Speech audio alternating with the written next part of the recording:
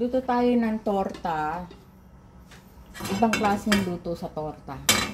Ito na yung mainit na mantika. Lagyan lang natin.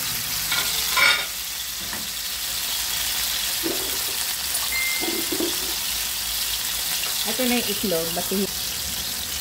Lagyan natin ng paminta.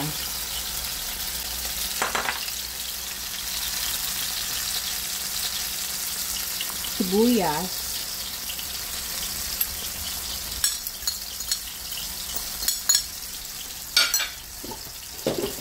Saka asin.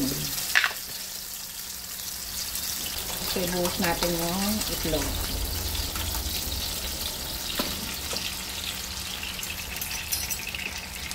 Antay natin maluto. Ito, babalik na rin muna natin.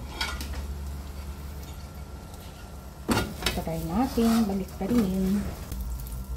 Kaya yung kadaus-usin dito.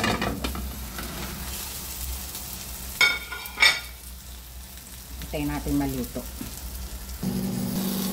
Yan, luto na.